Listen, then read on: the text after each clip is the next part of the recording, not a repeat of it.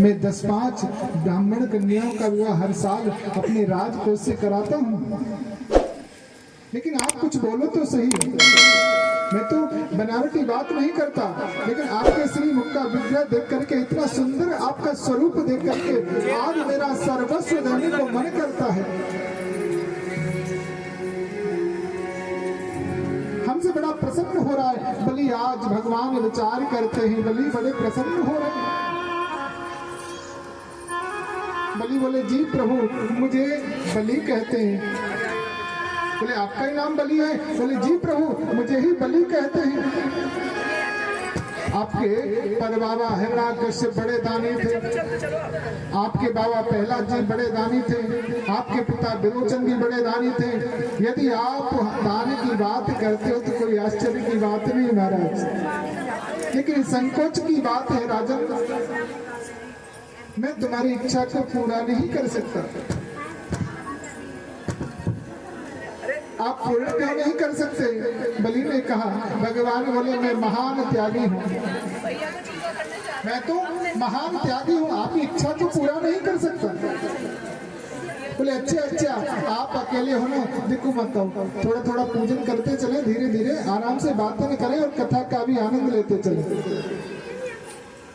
बोले, आप अकेले हो ना, इसलिए हमसे इच्छा तो पूरा नहीं कर सकते। बोले, आपका विवाह करा देते तो फिर 2 हो जाओगे, फिर तो महाराज ले लोगे ना प्रभु जी।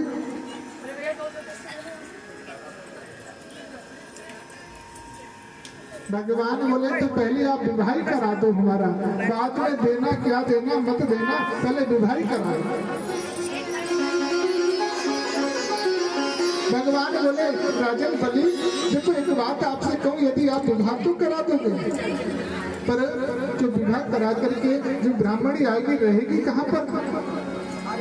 बोले, उसके लिए महल बना करके दे देंगे। अच्छा, फिर तो महाराज आपका कमाल करते हो, आपका बहुत दानी हो।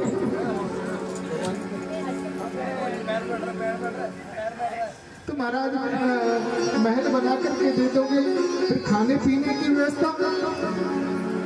बोले, अपना राजकोष खुलवा देंगे, भंडारा खुलवा देंगे, खाने पीने की सारी व्यवस्थाएं हम करेंगे। अरे वाह वाह वाह।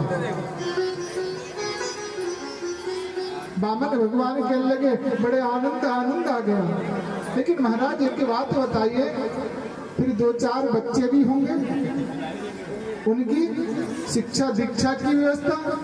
बोले, अपना पितामह का विद्यालय है ना, गुरु हिरण्याकश्यप विश्व महाविद्यालय, पुलिस में आपके बच्चों की पढ़ने की शिक्षा व्यवस्था भी करा देंगे। अरे वाह, फिर तो हमें मान लो कुछ नहीं करना। बोले, महाराज फिर 10-5 बच्चे होंगे? बोले, ये नहीं कह सकते 10 होंगे या 5 होंगे। बोले, बच्चे होंगे तो होंगे। भगवान बोले, फिर 10-5 बच्चों में एक आध मर गया तो? राजा बलि कहने लगा, बोले, मर भी सकता है। बोले, तो महाराज यदि एक आध बच्चा मर गया तो उसकी रोने की व्यवस्था कहाँ से करोगे? राजा बलि कहने लगा, बोले, रोना तो आपको स्वयं पड़ेगा, बोले, रोने की व्यवस्था हम नहीं कर सकते। तो बामन भगवान बोले, तो हमें विवाह नहीं करना। बोले, क्यों नहीं करना? बोले, इतना मना करके तुम यहाँ तक ला पाया, बोले, फिर वहीं के वहीं आ गए। बोले, पहले हम विवाह करें, फिर बच्चे करें, फिर रोना पड़े, इससे तो अच्छा हम अकेले ही ठीक है। बोले, मेरे द्वार से कोई खाली नहीं गया, बोले, आपको कुछ न कुछ लेना पड़ेगा। बोले, देना चाहते हो तो राजन, हमारा छोटा सा शरीर है, ज्यादा बड़े तो हम नहीं, पर 3 कदम भूमि हमें दे दीजिए। देखिए, आज हम जिस भूमि पर बैठे हुए, जिस पर विराजमान है, ये जो पृथ्वी देवी है, ये महाराज बामन भगवान की देन है।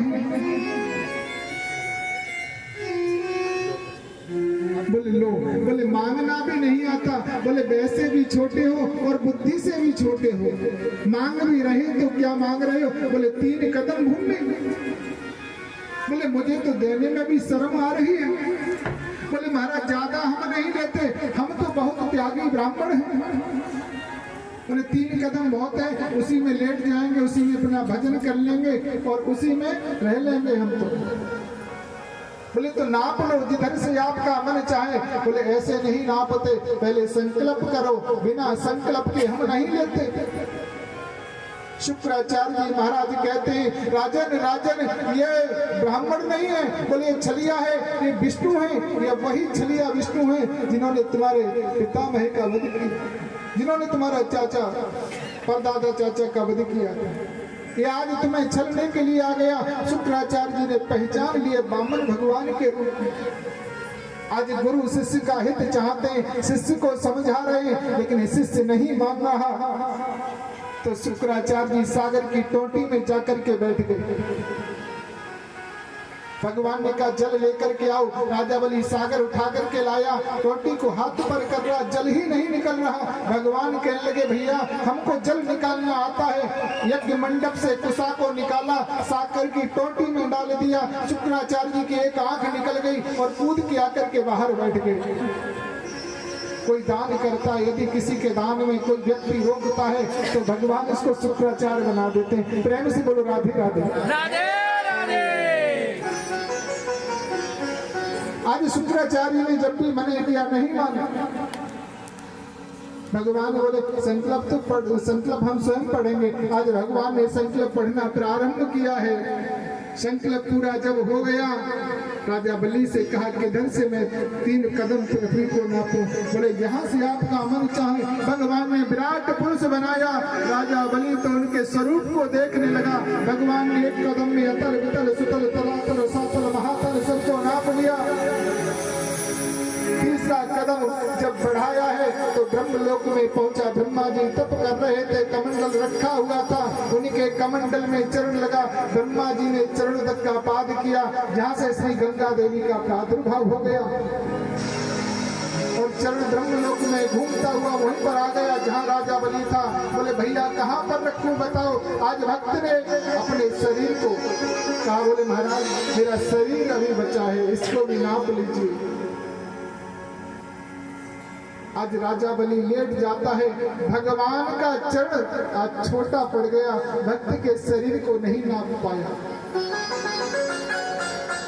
भगवान कहते हैं राजा बलि हम आपकी भक्ति से, आपके दान से बड़े प्रसन्न हैं, हम आपको कुछ देना चाहते हैं, आप सुतल लोक के राजा बन जाओ। राजा बलि कहने लगा प्रभु ये तो आपने अपनी इच्छा से दिया है, लेकिन मेरा एक मन है, मेरा एक भाव है।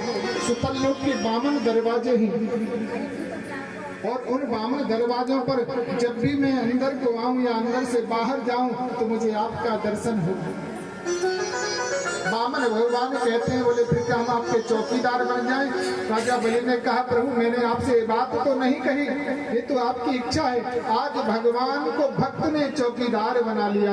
वामन दरवाजों पर भगवान चौकीदार बने खड़े हैं। नारद जी एक बार वैकुंठ में पहुंचे। लक्ष्मी जी ने पूछा नारद कहीं तुमने अपने पिता को देखा है? नारद ने कहा हम क्यों कहें कि पिताजी सुतल लोक में राजा बलि के द्वार पर द्वारपाल बने खड़े हैं।